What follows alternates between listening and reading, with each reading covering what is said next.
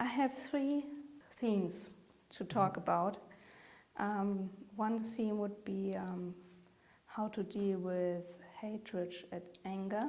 Mm-hmm. Then some questions to your personal life, and then to engaged Buddhism. Mm-hmm. In Buddhism, anger and violence are seen as our worst inner enemies, which we have to overcome. What is the right way to deal with these mental factors? I don't know that there is a right way, not one. What I've experienced in my life as a result of my Buddhist practice is that anger and hatred are valuable friends, not to be overcome, but to be known. In my efforts to not, when they remain unknown, my anger and my hatred, they control my life. Because then I think that the anger and hatred are created from something outside. When my anger and hatred is unwanted, and I see its source as something external, then then the illusion is cultivated that if I simply eliminate what I perceive as the source of my anger, then my anger is gone. But of course, the anger is not external. The hatred is not external. It is suffering which has been passed to me through endless streams of past generations and through the collective conscious of which I'm a part. So what I've discovered through Buddhist practice, and which has served me well, is not to reject my anger or hatred, to really get to know it. So in the knowing, in the befriending, my anger and hatred then becomes an ally to me. It enables me to step into the realms of anger and hatred and not be trapped by them. And it's in those realms of anger and hatred where healing and transformation can take place. It's not the absence of anger and hatred, but the establishing of a more conscious and different relation with that anger and hatred. How can I find out my personal anger and hatred? Even if I think I don't have them, I don't do anything wrong, I don't even kill a fly. Anger doesn't have one face. Hatred doesn't have one face. If I meet 4 people, if I meet 3 people in the day who I have judgments about, then I have met my anger and hatred. The world is reflecting this to me. If I think that I have no anger and hatred, then I am consumed by anger and hatred, and I'm only blind to it. Unless I really want to see my anger and hatred, I won't see it. Even if I'm constantly acting on it, I won't see it. I will always make it the responsibility of something else, or I will deny it. So first, I have to cultivate the desire to want to know, the willingness to know. And once I cultivate this willingness, then it becomes necessary to have a disciplined spiritual practice, which is rooted in self-reflection. And through this process, my anger then becomes, I have the opportunity to know my anger, to know my hatred, to see its 10,000 million trillion forms. anger is not always, it doesn't always look like anger. Hatred doesn't always look like hatred. Thinking that by not killing a fly, I am somehow better or different is also a form of anger and hatred. Because it's creating separation between myself and those who kill. I have to understand that I am not separate from those who kill. So at the end, if you are in touch with your own anger and hatred and you got a glimpse of what your own is then you say, then you do nothing to reduce it anyhow? Once I have a glimpse of it, and the way I have a glimpse of it is through my actions, I can see which actions are harmful to myself and to others. And the process of the practical reality of meditation is about stopping, coming back to the breath. So when I become conscious of how my anger manifests itself in the world, then the point is to make it the focus of my meditation practice and just stop. Just stop. In the stopping, then I get to see what's underneath the anger. Because often anger and hatred are only stones that are hiding much deeper suffering. From a psychological perspective, anger can also be useful. It shows that something is wrong, that there is a problem we have to deal with. Does it make sense to fight against anger?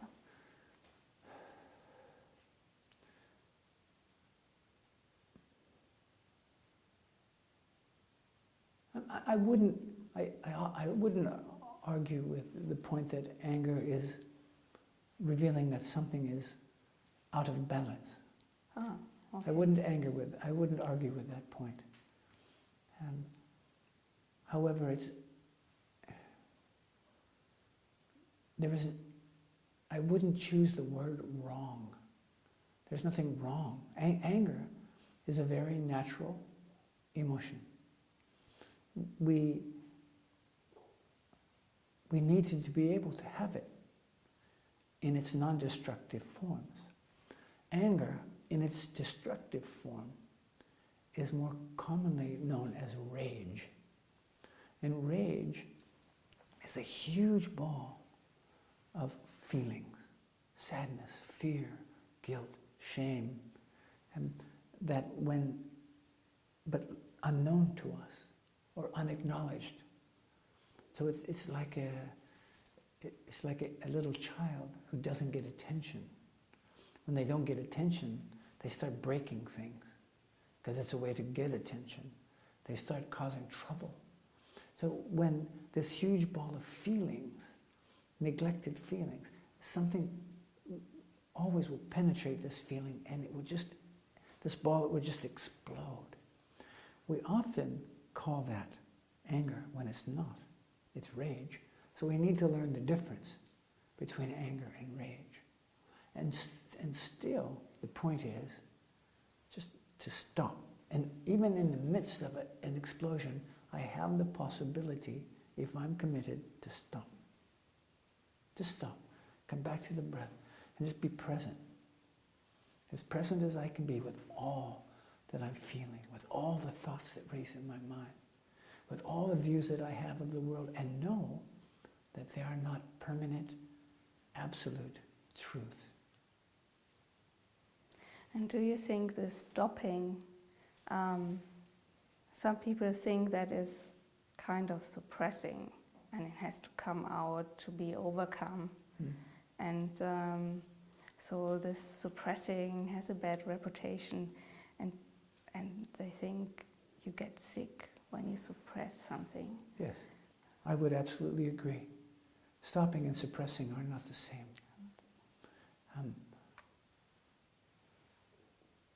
Suppressing is the denial of. Stopping is just not allowing the suffering to control our actions.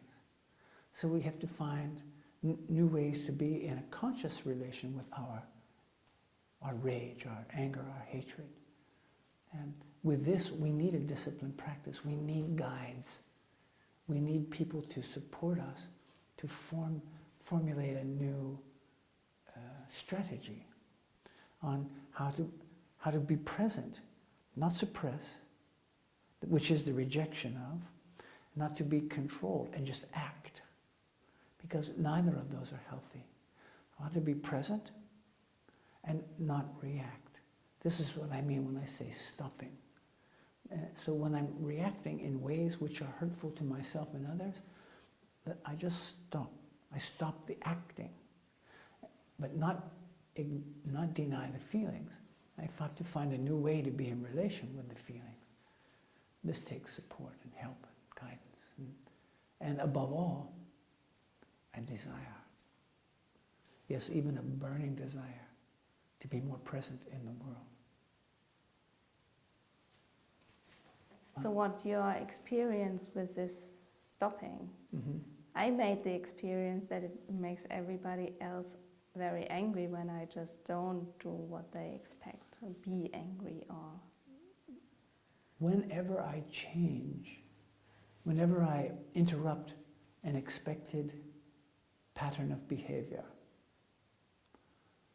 whenever I begin this process of transformation, and I don't behave in ways in which people expect, that simply leaves people with their feelings.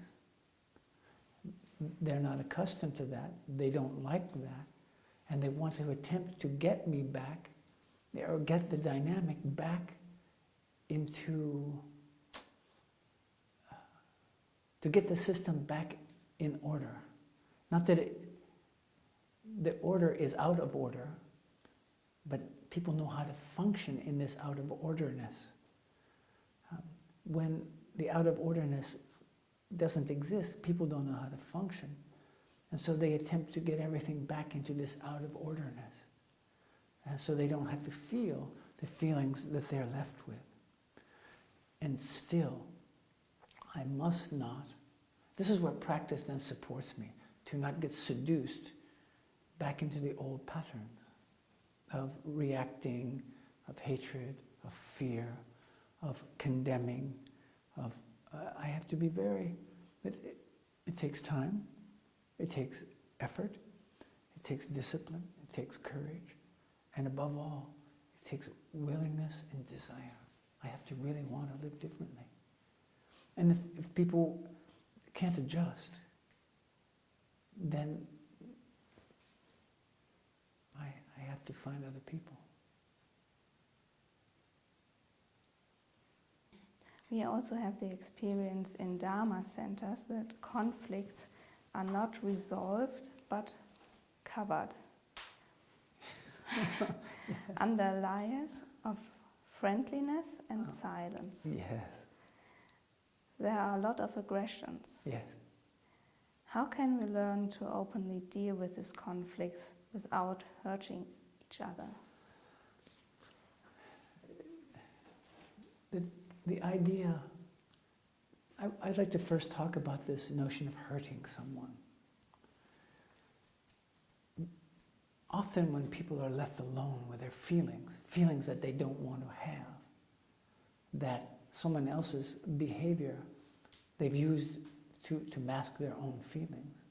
When they're left with these feelings, they feel what they call hurt, because you're not supporting them to distract anymore. That doesn't mean that you've hurt their feelings. So when I change, when I stop feeding a dysfunctional system, and I stop being seduced again and again into patterns that keep these systems of anger, shame, guilt, hatred alive, people will react to that. But I have to understand that their reaction is about them, not about me. So the hurt feeling, the hurt that they feel, they must necessarily feel so that they can experience healing and transformation. What's important for me is to always examine, what are my intentions? What are my intentions in my relations? But it's a very interesting statement, because I often say publicly that I've lived and studied in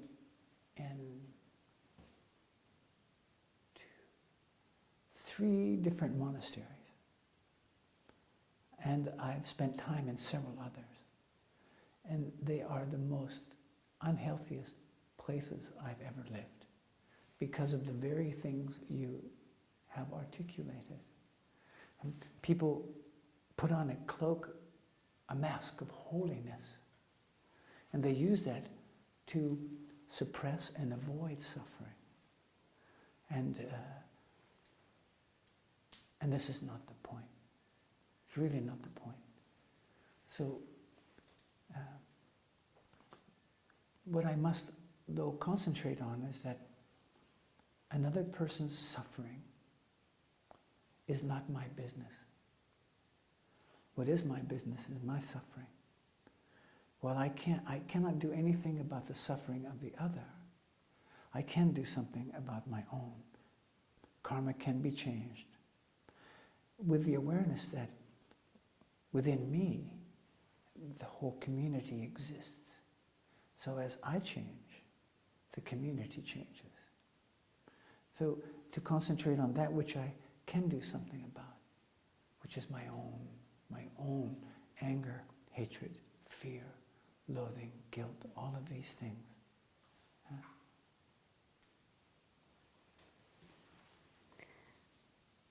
Let me know some questions to your vita, to your life, to your youth, and your transformation. Mm-hmm. You mention often that because of your education and your life circumstances, when you were young, you did not have the choice then going to Vietnam voluntarily with 17 years. Yes. Why do you think this was the only possibility, your only choice? Don't you think that you have always a free choice? No. There is no such thing as free choice. If you don't know you have choices, you don't have them. And understand that I believed that I was making a free choice to go into the military. But first, there is no I to make the choice. And second, I was just responding to all of the karma which I have inherited from these past family generations and from the collective conscious that I'm a part of. It is a system which was pressing me in one direction, and with no other voice, with no other information.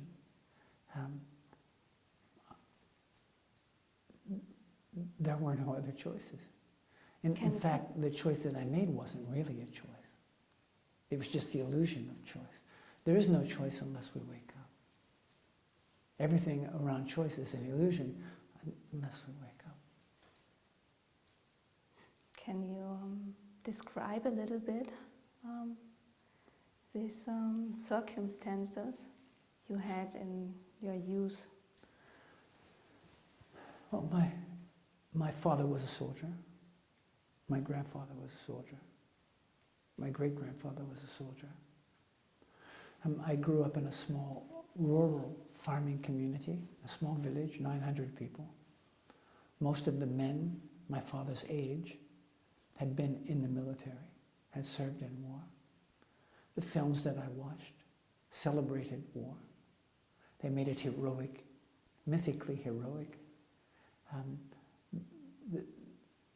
By the time I was 5 or 6 years old, I could sing the hymns of all the different branches of the military. My father taught them to me. I was active in athletics, competitive sports, and the language of competitive sports is the language of the military. Competitive sports is paramilitary training. Everything about my life, I learned to shoot a weapon by the time I was 6 or 7. I couldn't wait until I became 12 so I could get my own license to go hunting. I was taught at a very young age to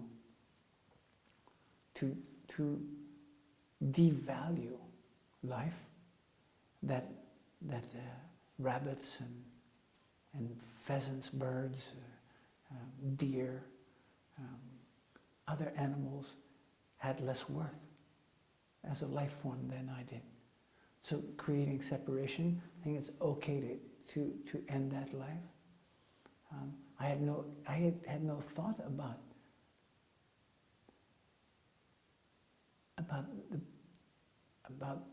other entities, about being connected in any way to these other entities. So I was being conditioned from the time I was born to create separation and to place myself in the top of this chain of value.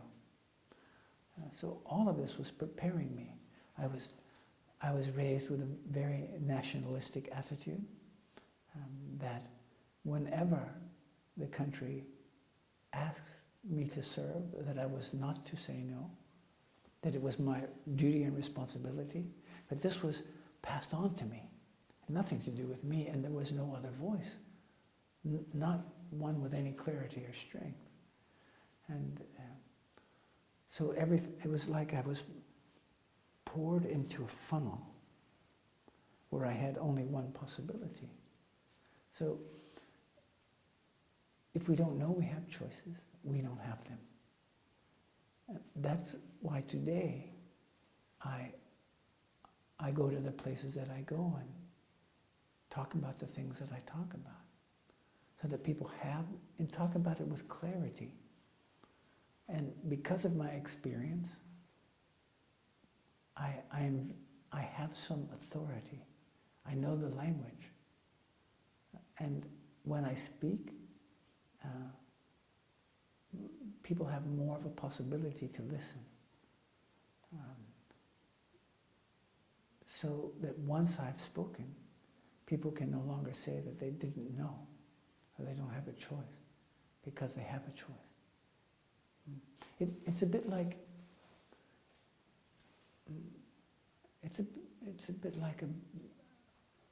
a woman who's in a relation with a man who beats her. I mean, really beats her, breaks her bones, blackens her eyes, and she won't leave him. She doesn't know that she has a choice. And if she doesn't know she has a choice, she doesn't have one. Yeah. And no matter what we might say, there's no way to know what might invite a person, what might penetrate their veil of suffering to give them the idea that they have a choice. A child who's been spanked or beaten or abused by their family member, by the father, by the mother, by the grandparents, they believe they deserved to be abused. And so that cycle then continues to repeat itself. So it's very important to pass on the information that you don't ever deserve to be hit. You never deserve to be abused. And this is what abuse can look like. Very important to put the information out. It's like a farmer planting seeds. And see what grows from that. So what had happened in your life that you changed your mind, that you went on the path of transmission to peace, to a peaceful life? That's a very interesting question.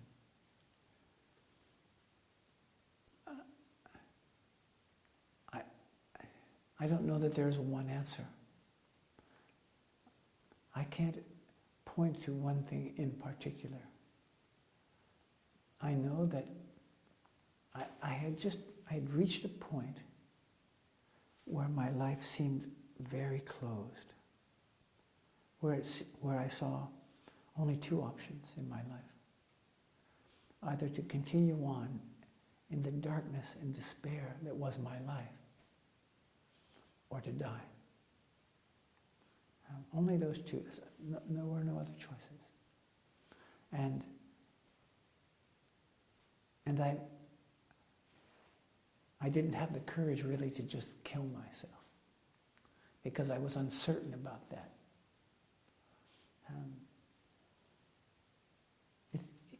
I was fearful of the unknown. Although indirectly I made several efforts. Drug overdoses are just indirect ways of attempting suicide. And I had several. The last drug overdose that I had,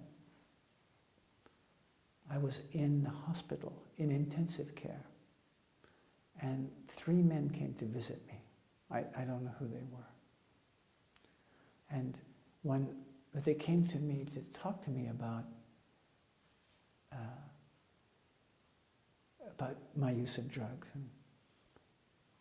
and that the message they came to give me was that my problem wasn't my despair and my anger and my hatred and my loneliness. My problem was the drugs.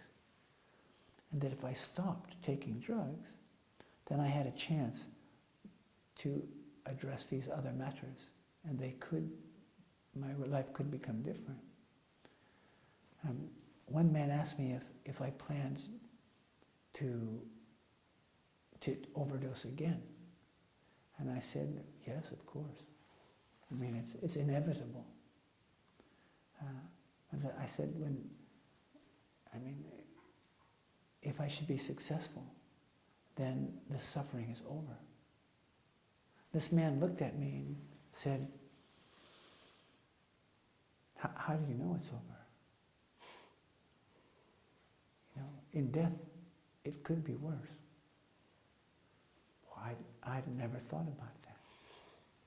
And it was just the right thing at the right time. It just penetrated. It got my attention. And then shortly after that, about a month and a half, I put myself into a treatment center to stop using drugs. And this was in 1983. And I stopped using drugs, and including alcohol, and haven't taken anything since. It's over 29 years. But it was that event, the stopping, that really presented me with the opportunity to experience my life directly, which then presented the opportunity to adopt strategies, to live in a different relation with my suffering, which led to the process of the possibility of healing and transformation. And from that point forward, my life just kept opening up. And I just kept doing the next thing that presented itself. And it brought me here. So I just keep doing this. I'm very curious what's next. Yeah. And when did Thich Nhat Hanh and Bernard Glassman came into your life? Yes, I first met Buddhist practice at a retreat with other former soldiers in 1990. And that retreat was facilitated by Thich Nhat Hanh. At that time, there was only him and one nun. No one knew him, or he was not very well known. at this time. And from that retreat, I went to the monastery in France with the intention just to visit, and then I stayed for 3 years. At the end of 3 years, I made a decision to leave. I was invited to become ordained in that lineage, but it didn't fit for me. For any number of reasons, it just didn't fit for me. And so I left the monastery, and within a month, I met Tetsugen, Glassman Roshi. And I was invited through Tetsugen to become ordained. And because I had to have Buddhist practice out in the world made sense to me. And I thought, well, I asked him what he expected from me, and he said, nothing. I don't expect anything, just keep doing what you're doing and stay rooted in meditation practice. And it was the right thing to say at that time. So I just said, I thought, well, why not? Let's see what happens. Yeah. Mm-hmm. So I accepted to become ordained, and I received my novice ordination in Auschwitz. Then I walked to Vietnam, and then and with each step that I took on this pilgrimage to Vietnam, I just knew there was something that I knew that I've always wanted to live in this way. That for me, this way of living is just the best in the world. It's just everything about it made sense, not in a rational way or an analytical way, but it just made sense. Although I still am full of great doubt. But I just keep doing this. I just keep doing it.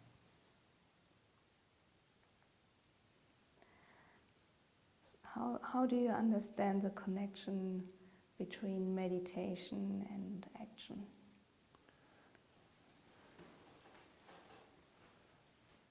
I never saw them as different. And it's interesting, the whole idea of engaged Buddhism is a bit paradoxical, because I always understood Buddhist practice to be engaged. There isn't anything else other than engagement in Buddhist practice. So it just made sense to me.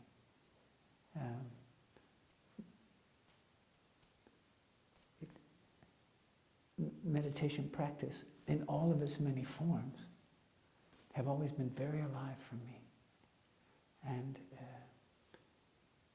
And I see every place. I see Buddha in everything and everywhere. And I see every place as a meditation hall. There is no special place. I understand that there are, but in my way of thinking, wherever I am, there is the zendo, there is the temple, there is the monastery. Because I think it is a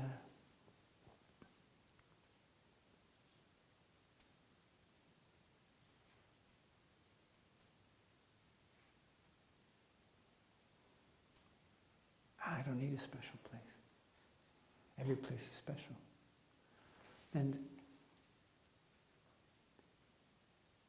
because I have been presented with this gift and this opportunity, I feel an obligation to share it with others, to be of service to them in what ways that I can, knowing that I don't know what works for someone, but I do know what doesn't work. And if I can use my life as a tool to shine a light on a path for someone, then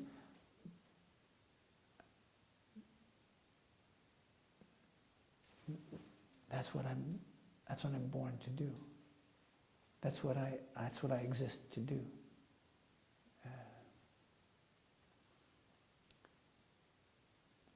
I always feel very inadequate in all circumstances.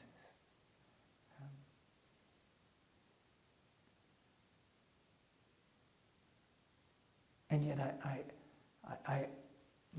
my doubt always tells me, what is the point of doing what I do in the places that I do?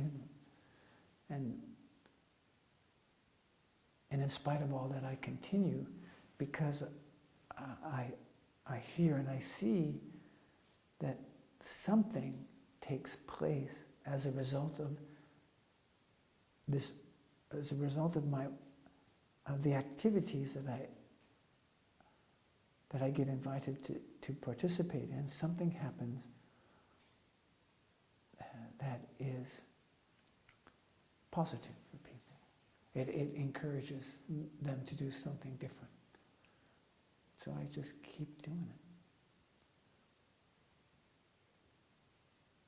You said you do it because you are invited to do.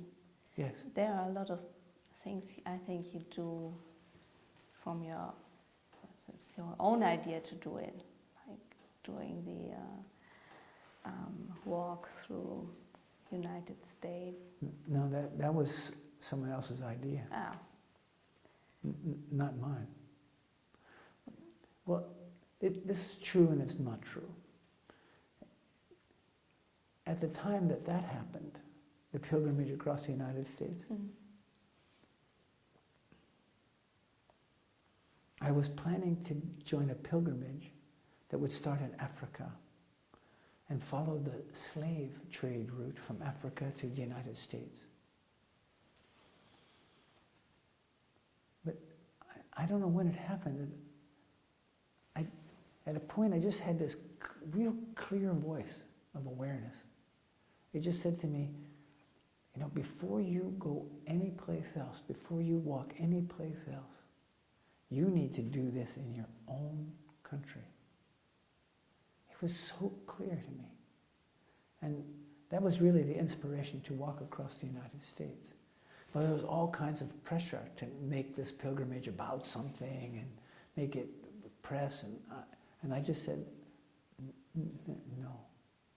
I'm walking just to walk. In the process of walking, I see what arises, and I work with that. And it was a most incredible experience. I couldn't, if I would have had it, I would have missed so much had I had an agenda that I was attempting to follow. I would have missed so much. Yeah. But beyond that, the other pilgrimages that I've walked in have all been at the inspiration of somebody else. Somebody said, well, let's do this. Would you be willing to do this? I said, and then I would look and say, yes, here's what you need to do to organize it, I'll come. Virtually everything I do is because I'm invited. If I'm not invited, I don't do it. Like that. So you don't have a plan for the next 2 years? No, I don't have a plan for the next 2 years. Well, I do have an intention. My life is committed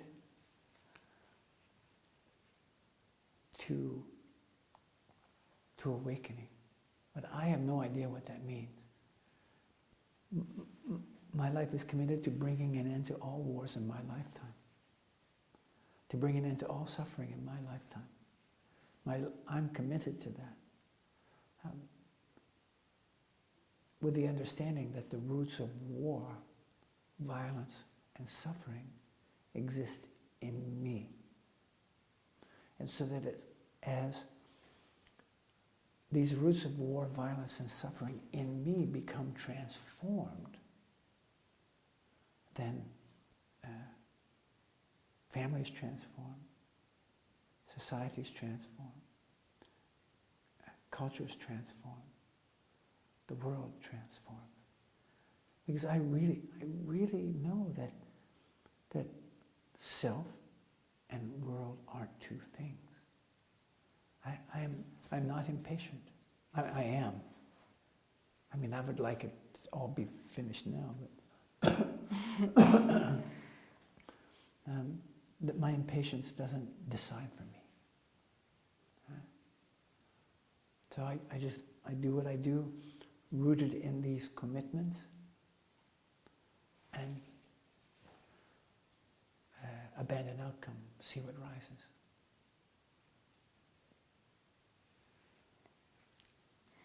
How can we, in our mind, keep our indignation, our motivation, determination to end the suffering of poverty, hunger, war, violence, etc., without being guided by anger?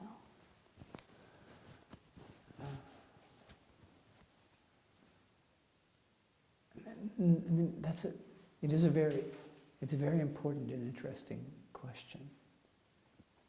Before responding to it directly, what I feel important, what I would like to say now, or what I feel important to say now is that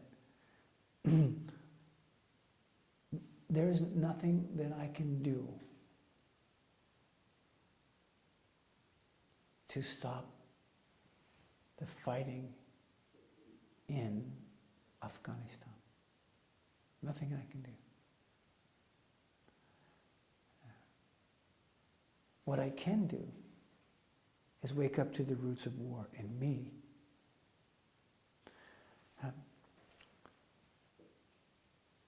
So that those cycles of war, violence and suffering in me stop, transform. Then, when I go into these areas, and I do go there, I go in there being the peace that I want to see in the world. I know when I go into a war zone, just to see, to bear witness, to look, and I don't pick up a gun, then my visit has been successful. I'm firmly rooted in the knowledge that violence is never a solution. I'm firmly rooted in the knowledge that war is not an effective form of conflict resolution. It never has worked. It never will work. War only gives rise to more war. Killing is never justified. Never. We can find texts, we can find information to justify the use of violence. It still doesn't change the laws of karma. Violence only gets more violence. Anger only gets more anger. Hatred only gets more hatred. Greed only breeds more greed. So if I want the world to be different, then I need to live differently. So if I want to bring an end to poverty, I need to stop supporting systems within my own realm that facilitate poverty, that create poverty. And I have to be willing to live differently. I mean, that's one of the reasons why I live in the way in which I live, more directly. I also have taken vows of mendicancy because I'm only permitted in the monastery 3 months out of the year, and I'm not a very good monastic monk. those places are, they just don't feel all that clean to me. Yeah? But I'm also very glad that they exist, because they keep these essential teachings alive. those teachings which nourish and support me.